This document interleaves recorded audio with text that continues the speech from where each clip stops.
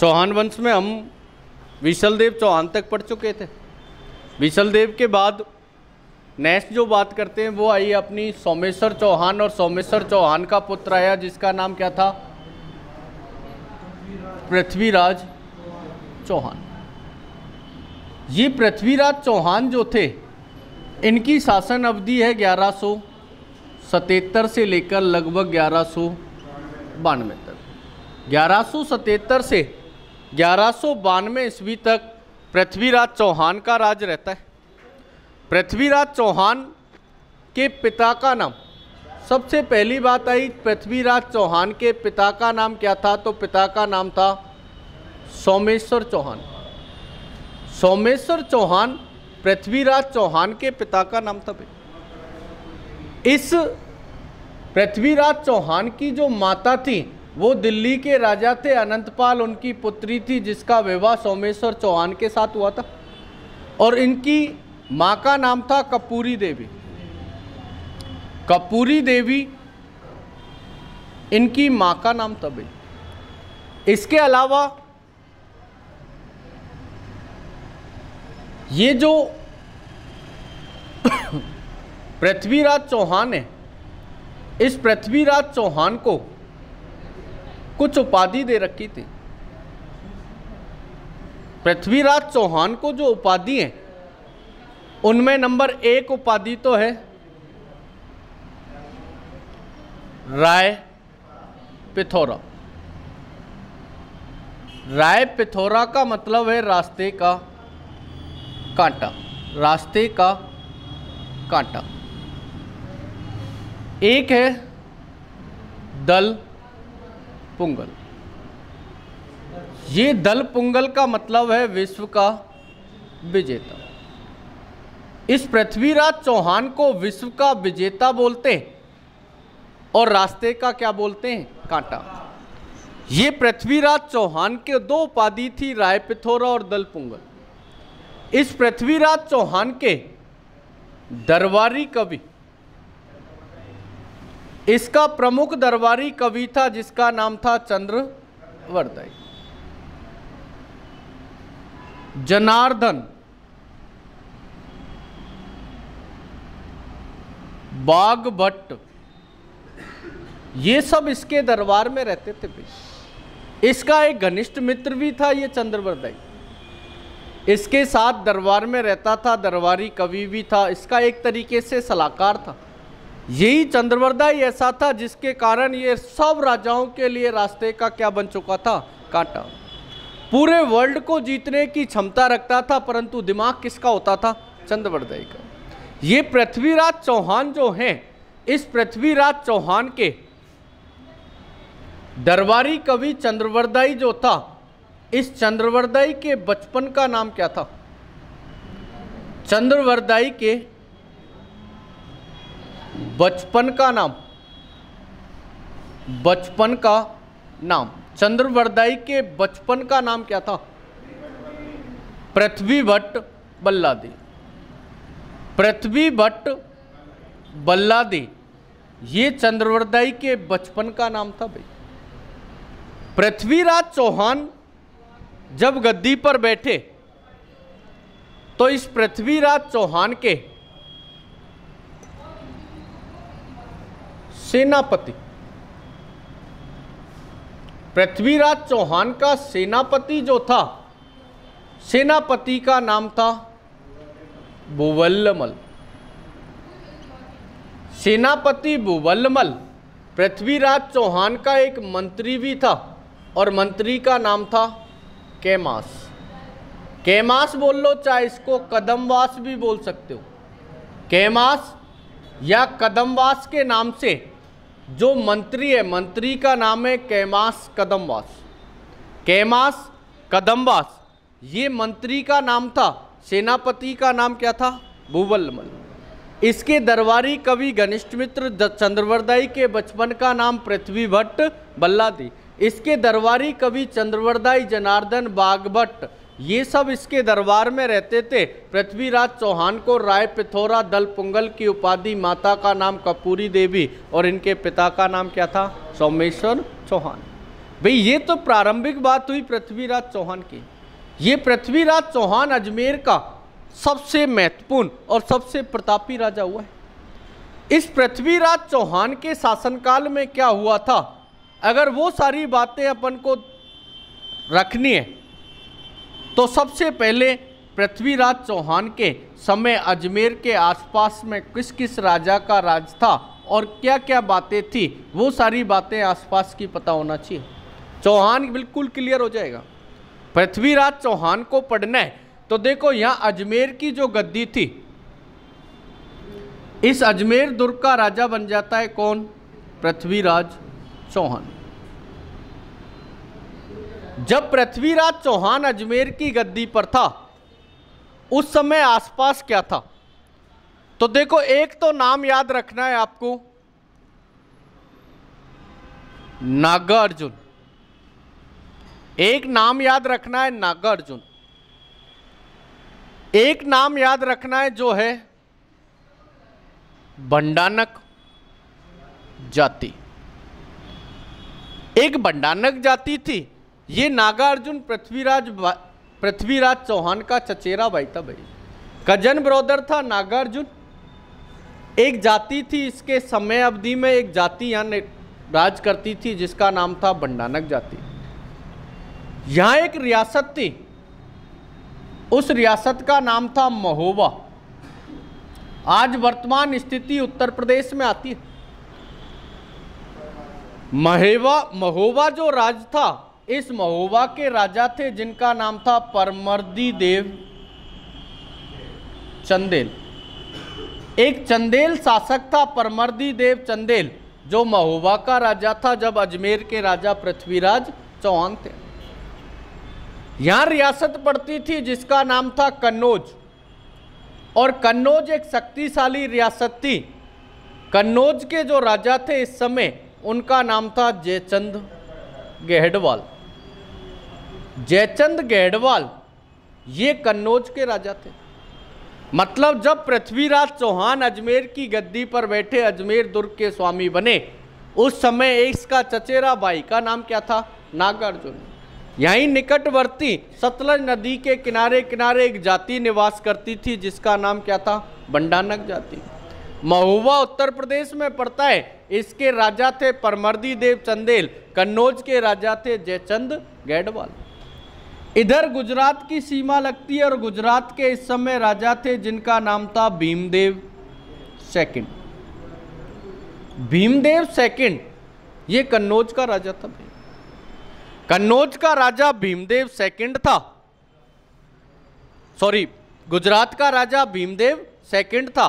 कन्नौज का राजा जयचंद गहडवाल था।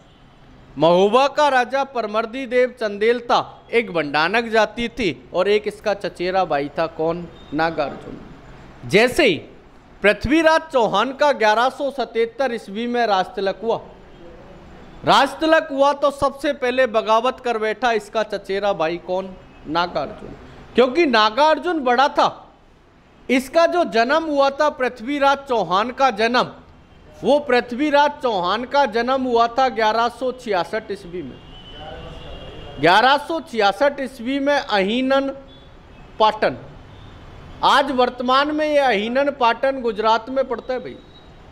इस गुजरात के अहीनन पाटन नामक स्थान पर 1166 ईस्वी में इसका जन्म हुआ था और 1177 ईस्वी में ये पृथ्वीराज चौहान राजगद्दी पर बैठे। मात्र इनकी आयु जो थी 11 वर्ष की थी। जब ये राजगद्दी पर बैठे तब 11 वर्ष की आयु में थे और 11 वर्ष की अल्प आयु में अजमेर का राजा बना दिया पृथ्वीराज चौहान को। जब पृथ्वीराज चौहान अजमेर की गद्दी पर बैठे तो इससे बड़ा भाई था कौन, नागार्जुन। कजन ब्रदर था, चचेरा भाई था, पर इससे बड़ा था, इसलिए ये बगावत कर बैठा कि मेरा राजगद्दी पर तिलक होना था, परंतु तिलक किसका कर दिया, पृथ्वीराज चौहान। इसने जब इसको बागी बन गया, बगावत कर बैठा अजमेर गद्दी से, तो सबसे पहले इसने इसकी स्थिति क्लियर की।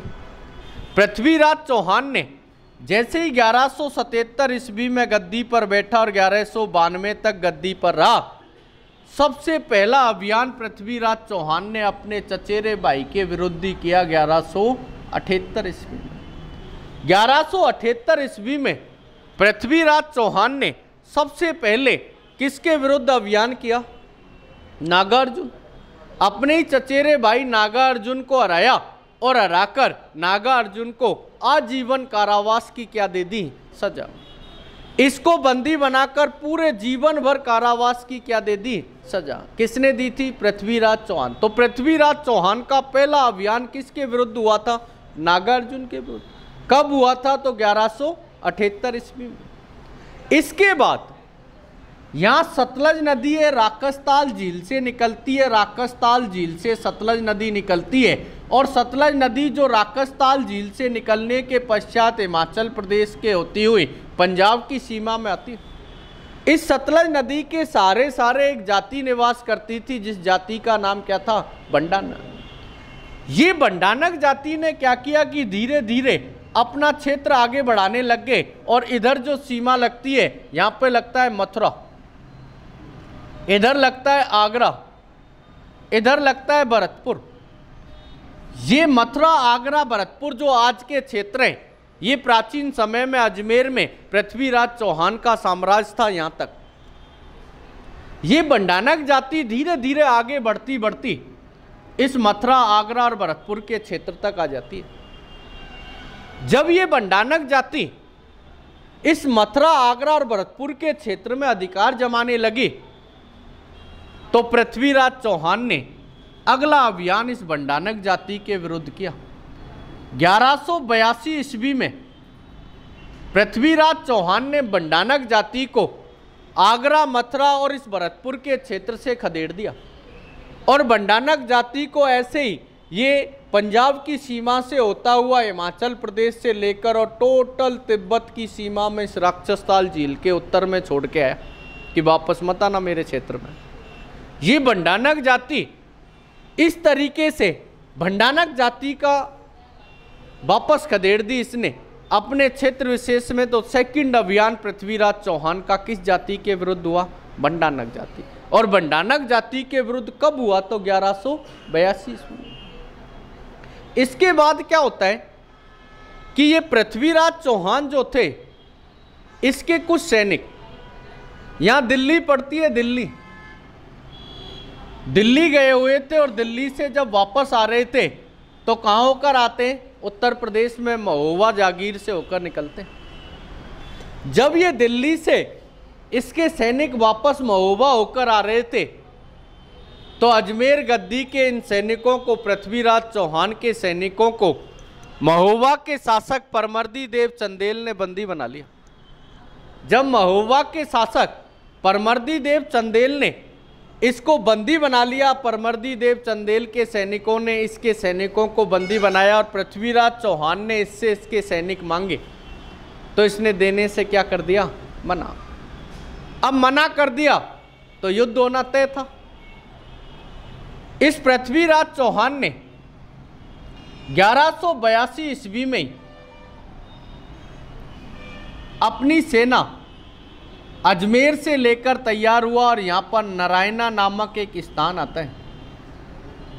इस नारायणा नामक स्थान पर तुलबुल का मैदान है, तुमुल का मैदान भी बोलते हैं उसको। उस तुलबुल या तुमुल के मैदान में लाकर अपनी सेना टिका दी। इधर ये परमर्दी देव चंदेल हर किसी को चैलेंज कर देता था, किसके भरोसे? आला और ऊदल। आला और ऊदल दो सेनापति थे परमर्दी देव चंदेल के।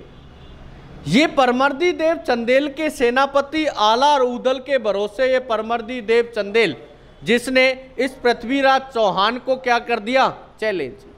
पृथ्वीराज चौहान को चैलेंज कर दिया परमर्दी देव चंदेल ने। और किसके भरोसे किया था? आला और ऊदल। आला ऊदल को पता ही नहीं। जब आला ऊदल को सूचना मिली कि नारायणा में तुलमुल के मैदान के अंदर पृथ्वीराज चौहान सेना लेकर आ गया, उसका रीजन ये कि उसके सैनिकों को परमर्दी देव चंदेल ने अपने क्षेत्र में बंदी बना के रखा है। तो ये आला और ऊदल दोनों महोबा छोड़कर कहाँ चले जाते हैं? कन्नौज। जब महोबा छोड़कर आला और ऊदल दोनों कन्नौज चले गए तो परमर्दी देव चंदेल के पैरों तले जमीन खिसक गई कि मैं जिसके भरोसे पृथ्वीराज चौहान से लड़ने जा रहा हूं वो आला और ऊदल दोनों ही महोबा छोड़कर कहां चले गए? कन्नौज। तुरंत परमर्दी देव चंदेल ने जयचंद गेडवाल से संपर्क किया कि महाराज आपकी शरण में मेरे 2 सेनापति आए, एक सेनापति का नाम है आला और दूसरे का नाम क्या है? ऊदल। मैं उनके भरोसे तो पृथ्वीराज चौहान से चैलेंज ले लिया और वो दोनों बिना बताए आपकी शरण में चले गए, उनको वापस भेजो। तब कन्नौज के राजा जयचंद गेडवाल ने इनको समझाया आला और ऊदल को कि क्षत्रिय का ये धर्म नहीं होता कि जब युद्ध की स्थिति आए तो आप मैदान छोड़ के चले आओ। क्षत्रिय चाहे कितना भी गलत हुआ पर रणभूमि में पीछे नहीं हटता, हमेशा आगे लड़ने की क्षमता रखता है, इसलिए आप क्षत्रिय धर्म का पालन करें। आला और ऊदल को कई बार परमर्दी देव चंदेल ने बुलाने का प्रयास किया पर इसके बुलाने पर नहीं आए। पर जब जयचंद गेडवाल ने इनको समझाया कि क्षत्रियों का ये धर्म नहीं होता, तब क्षत्रिय के धर्म की बात आई, तब ये आला ऊदल कन्नौज से वापस कहाँ गए थे? महोबा। और महोबा पहुंचे और 1182 ईस्वी में परमर्दी देव चंदेल की तरफ से लड़े आला और ऊदल, और तुमुल के मैदान में नारायणा नामक स्थान पर भीषण युद्ध हुआ पृथ्वीराज चौहान और परमर्दी देव चंदेल की सेना के मध्य, जिसमें ये आला और ऊदल जो थे ये दोनों वीर गति को क्या हो गए?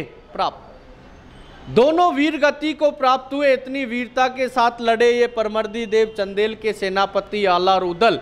इनके लिए आज भी एक कहावत प्रसिद्ध है कि 11 बरस कुकर जिए, 13 बरस श्यार, 18 बरस क्षत्रिय जिए, बाकी जीवन धिक्कार।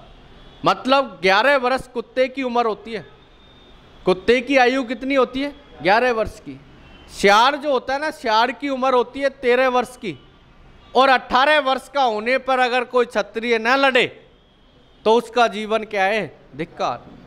18 वर्ष के होते ही राजपूतों में अगर कोई क्षत्रिय लड़ने की क्षमता नहीं रखता तो उसका जीवन धिक्कार मान लिया जाता था। तो ये कहावत किसके लिए सार्थक होती है? आला और ऊदल। आला और ऊदल इसके लिए कहावत ये सार्थक होती है कि 11 वर्ष कुकर जिए, 13 वर्ष श्यार, 18 वर्ष क्षत्रिय जिए, बाकी जीवन धिक्कार।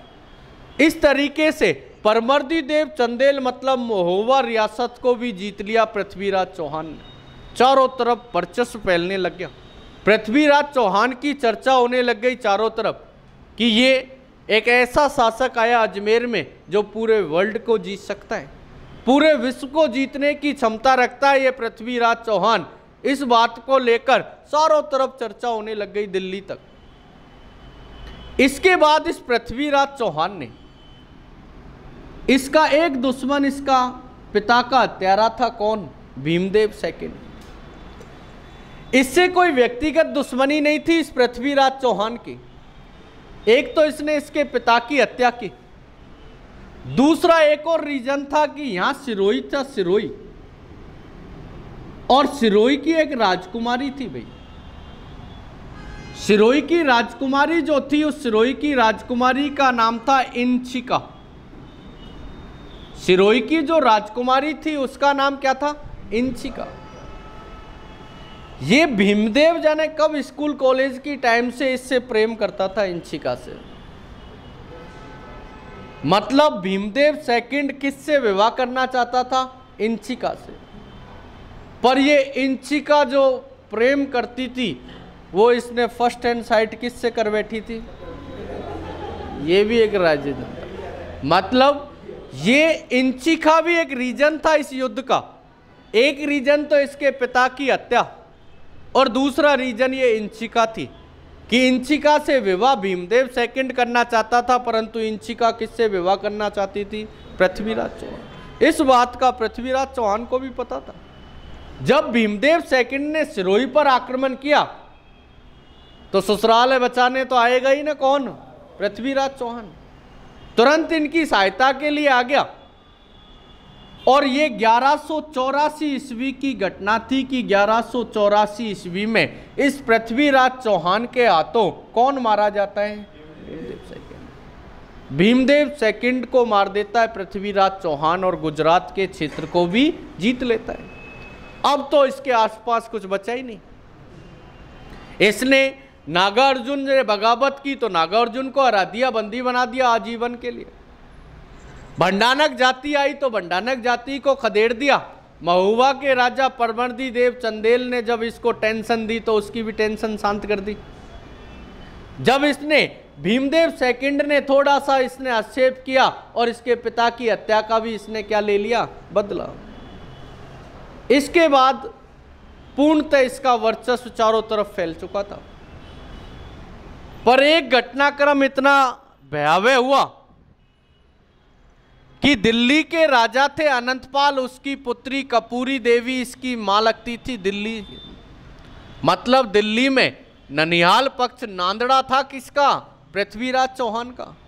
पृथ्वीराज चौहान का नाना जी, नानी जी और जो ननिहाल पक्ष था वो कहां था? दिल्ली में। ये कन्नौज के राजा जो जयचंद गढ़वाल है, इसकी जो मां थी वो भी इसी की बहन थी, कपूरी देवी की, मतलब अनंतपाल की ही क्या थी? पुत्री।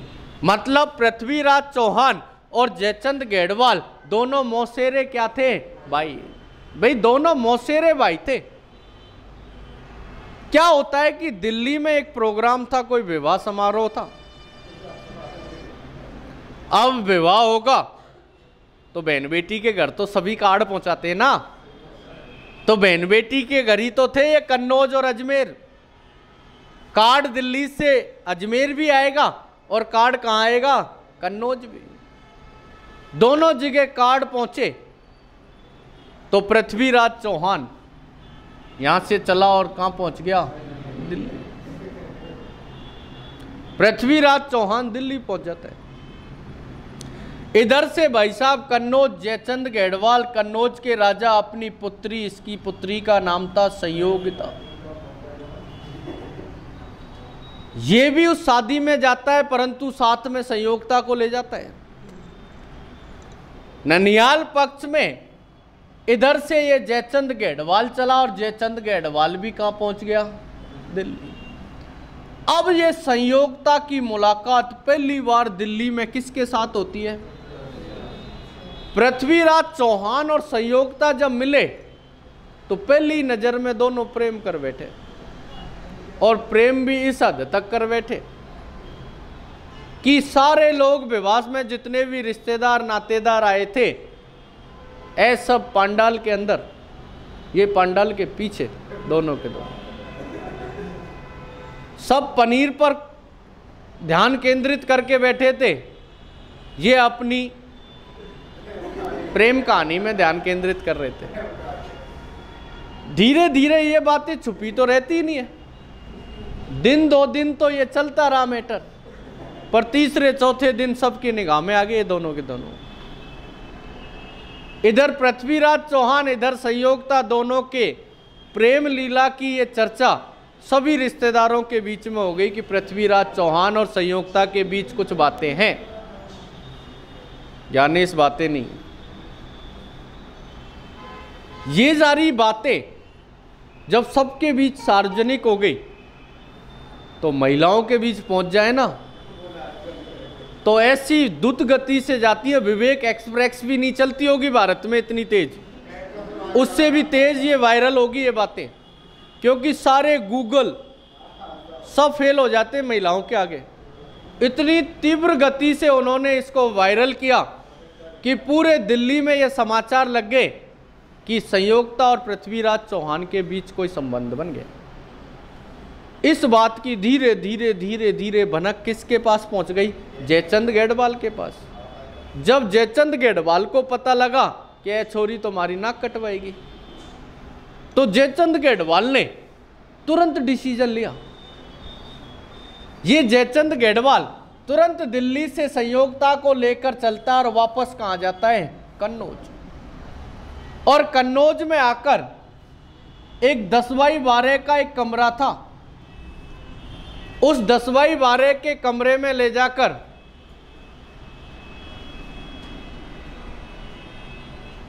10/12 के कमरे में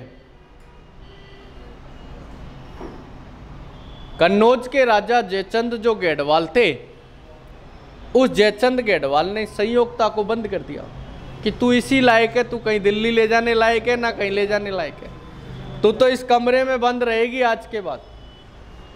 अब ये तो विरह अवस्था में आ गई संयोक्ता और जिद कर बैठी अपने बाप के सामने कि विवाह करूंगी तो किसके साथ करूंगी? पृथ्वीराज चौहान के साथ। कन्नौज के राजा जयचंद गेडवाल ने कहा मर जाऊंगा पर तेरो विवाह कभी भी पृथ्वीराज चौहान के साथ नहीं कराऊंगा। इसने सोची कि यह विकट समस्या बन रही है, इसका निदान करने के लिए ऐसा करते कि अपन एक स्वयंवर विवाह, गंधर्व जो विवाह की प्रथा होती है, उस गंधर्व विवाह की योजना बना लेते हैं।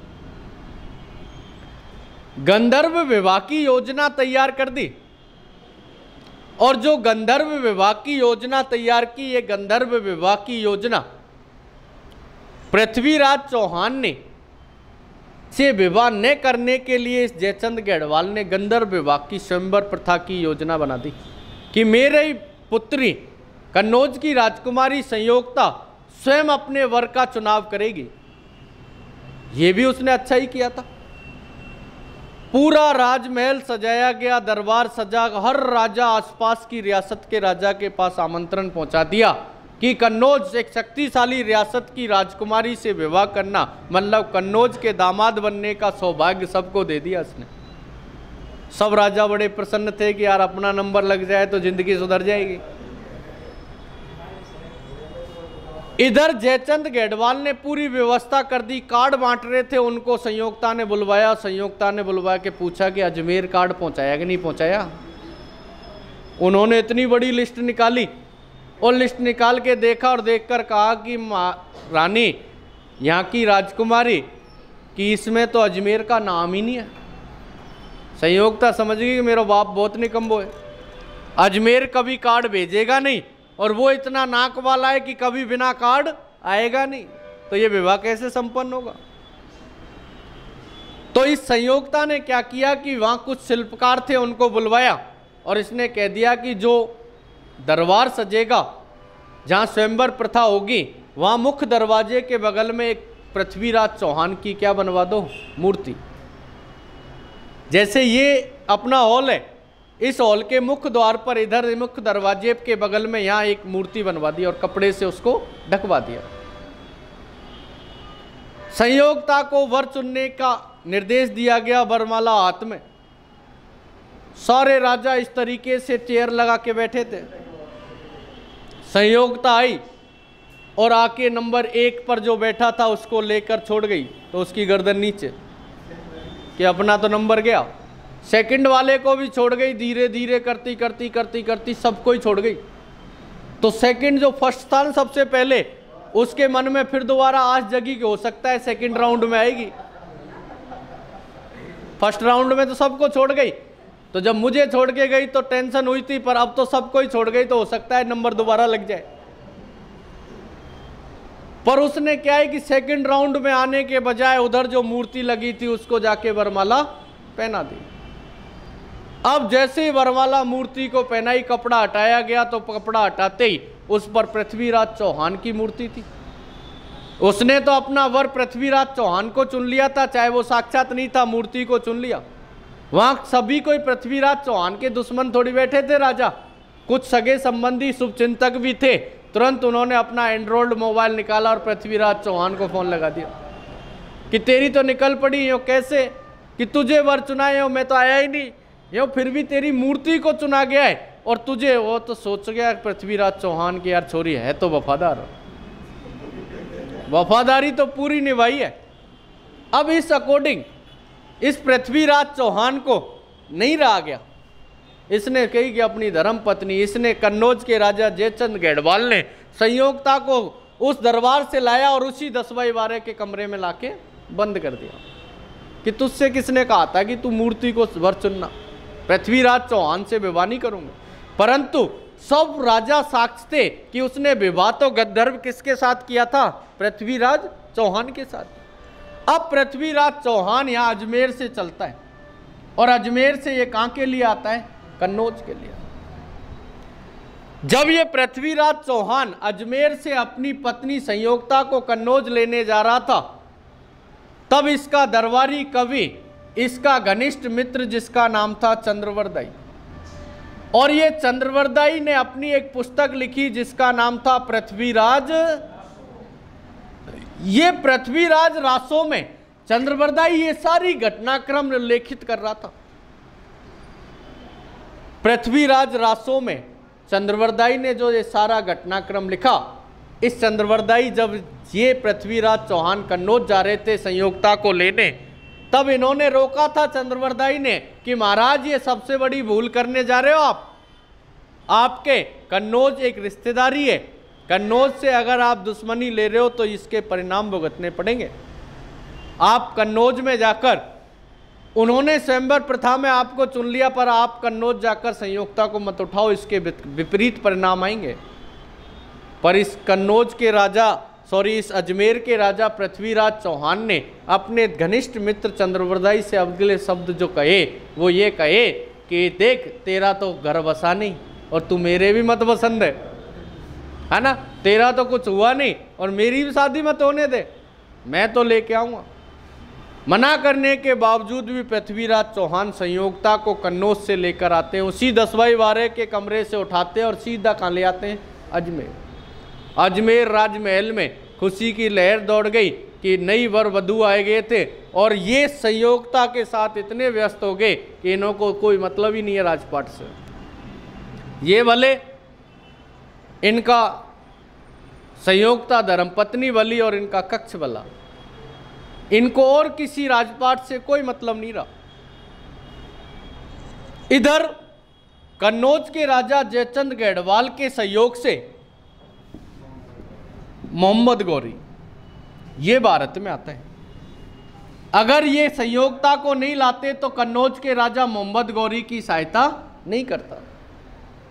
यही कारण था कि मुस्लिम सत्ता संयोगता की वजह से भारत में मुस्लिम सत्ता आ गई, नहीं मुस्लिम सत्ता का कोई अस्तित्व भारत में नहीं था। ये मोहम्मद गौरी गजनी का साम्राज्य, यहाँ गजनी साम्राज्य पड़ता है, गजनी साम्राज्य का राजा था मोहम्मद गौरी। गौरी लिख देते सीधा, मोहम्मद गौरी गजनी का राजा था। यहाँ अजमेर की गद्दी का राजा है पृथ्वीराज चौहान। पृथ्वीराज चौहान संयोगता के साथ व्यस्त है। इधर कन्नौज के राजा हैं, उनका नाम है जयचंद गढ़वाल।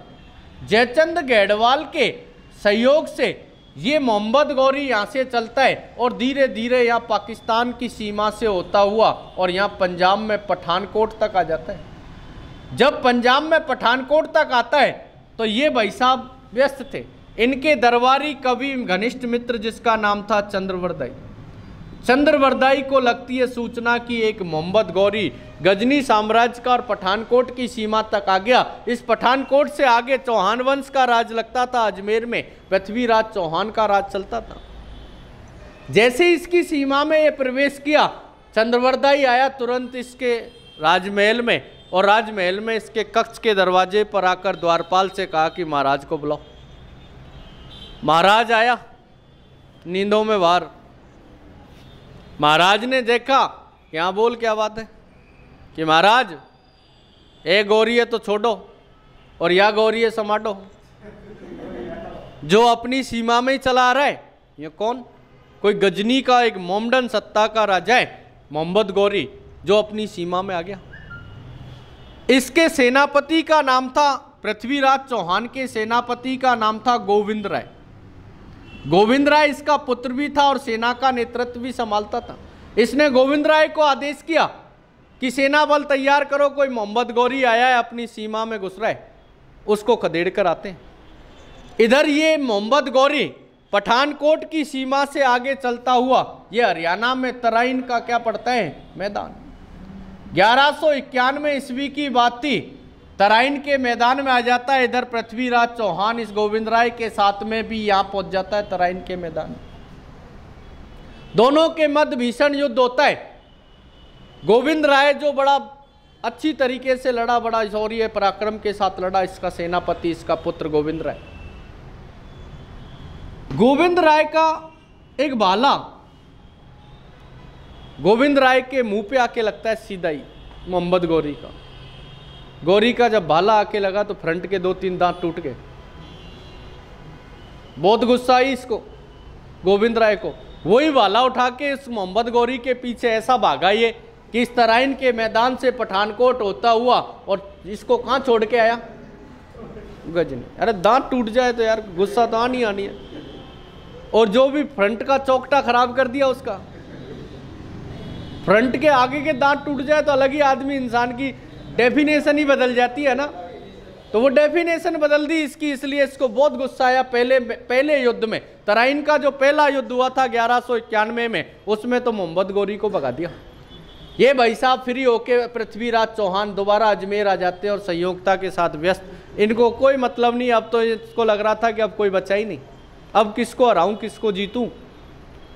इसके बाद ये चुप नहीं रहा, मोहम्मद गौरी वापस अगले ही वर्ष वही मैदान, वही स्थान, वही घोड़े, वही मैदान, सब दोबारा। बस समय अवधि बदल गई 1192, दोबारा आके खड़ा हो जाता है। फिर दोबारा ये डांट टूटे इस गोविंद राय को आदेश करता है कि चल दोबारा आ गया, उसको एक बार और खदेड़ के आते। ये जैसे तैसे था और ये दोबारा पहुंचते हैं और इस युद्ध में पृथ्वीराज चौहान की हार हो जाती है। 1192 में तराइन के द्वितीय युद्ध में इस पृथ्वीराज चौहान को बंदी बनाकर ये मोहम्मद गौरी कहाँ ले जाता है, गजनी। गजनी भरे दरबार में पृथ्वीराज चौहान मोहम्मद गौरी के सामने गुर्रा रहा था। जब गुर्राया तो उसने कहा आंखें नीचे कर, आंखें नीचे नहीं करूंगा। तब इसकी दोनों आंखों को फुड़वाने का क्या दे देता है, आदेश। दोनों आंखें जब बिंदवा दी इसकी, तो ये चंद्रवरदाई के पास सूचना पहुंची। पृथ्वीराज चौहान जानता था कि कोई आए नहीं आए, चंद्रवरदाई जरूर आएगा। कुछ दिन बाद ही चंद्रवरदाई यहां से अजमेर की गद्दी को छोड़कर कहां पहुंच जाता है, गजनी। चंद्रवरदाई जो पुस्तक लिख रहा था पृथ्वीराज रासो, इसको अपने पुत्र को सौंप जाता है, जल्लन को। और जल्लन को समझा जाता है कि जो भी कुछ होगा उसको आप इस ग्रंथ में लिख देना। इस ग्रंथ में जल्लन को कह गया कि जो भी कुछ हो। जल्लन ने सोची कि यार इतनी लंबी समय से ग्रंथ चला आ रहा है, मैं इसका द एंड कर देता हूं। इसने मनगढ़ंत कहानी लिखना स्टार्ट कर दिया। यहां कहता है कि जल्लन इसके बाद पृथ्वीराज रासों में उल्लेखित करता है कि मोहम्मद गौरी के दरबार में चंद्रवरदाई भी पहुंच जाता है और चंद्रवरदाई कहता है कि मेरे राजा की आंखें बीन दी आपने, फिर भी वो किसी भी चीज का निशाना साध सकता है। जब गौरी ने सुनी कि ऐसे कैसे, आंखें तो है नहीं, निशाना कैसे साधेगा, संभव बात है, योग संभव है, तो धनुष्वान पृथ्वीराज चौहान के हाथों पकड़ा दिए और धनुष्वान पकड़ाकर इसको कहा गया कि आप निशाना साध कर बताओ। तब चंद्रवरदाई फिर बोल पड़ा कि मेरे राजा शब्द वेदी क्या चलाते हैं, बाण, शब्दों के आधार पर ये निशाना साधेंगे, ये ठीक है शब्द भी बोल ले। तब इसने एक कहावत भरे दरबार में कही थी कि 4 बांस 24 गज अंगुल अष्ट प्रमाण, ताही पे सुल्तान है मच्चू के चौहान। 4 बांस की दूरी नाप ले, 24 गज नाप ले, 8 उंगल अपने धनुष को ऊपर कर ले और सामने से बैठा है सुल्तान और मच्चू के चौहान। कि पृथ्वीराज चौहान ने यही किया और तीर सीधा मोहम्मद गौरी को लगा और मोहम्मद गौरी की ही लीला क्या हो गई, समाप्त। जबकि ये बात सत्य नहीं है। ये कौन लिख रहा है, जल्लन झूठा। कौन लिख रहा है इस बात को, जल्लन झूठा। अंतिम समय में ये घटनाक्रम इस जल्लन ने लिखी है पृथ्वीराज रासों में, ना कि चंद्रवरदाई ने। तो ये घटनाक्रम पृथ्वीराज चौहान की थी। शायद अपेक्षा है आपको समझ में आएगी। सिद्धम क्लासेज में आपका स्वागत है, धन्यवाद।